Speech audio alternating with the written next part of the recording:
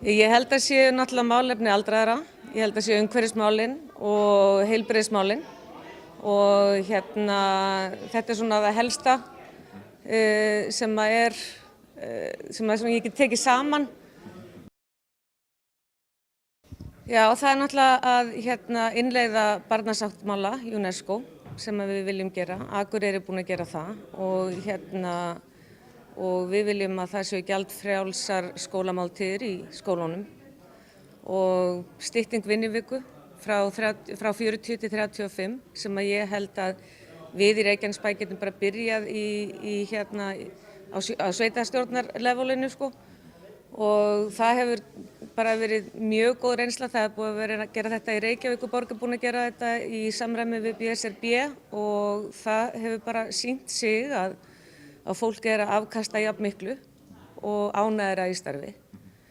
Og síðan erum við náttúrulega að við viljum að félagsþjónusta sveitarfélagsins samræmi sína krafta við heimahjúkrun, HSS, heilsugæslustöðvarnar.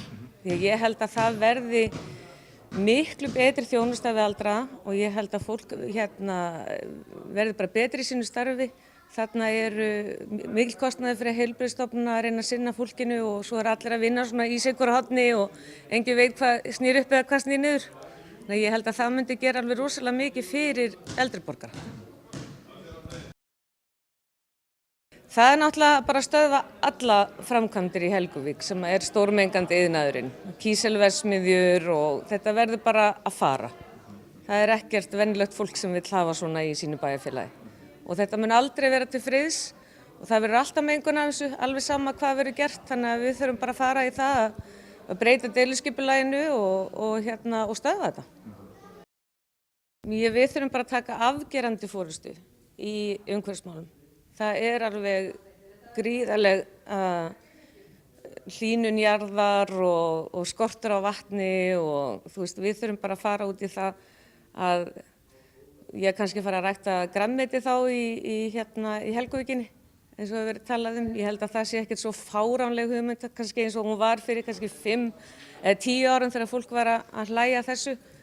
Við þurfum að taka afgerandi forystu í einnota umbúðum og fara bara jafnvel að banna plastpoka innan við einhvers tíma og gera þetta svona fjölskylduvænni. Við erum að verða eitt stærsta sveitarfélagi á landinu, þannig að við þurfum bara að taka meira svona afgerandi forystu og gera svolítið það sem kannski hinir þora ekki að gera.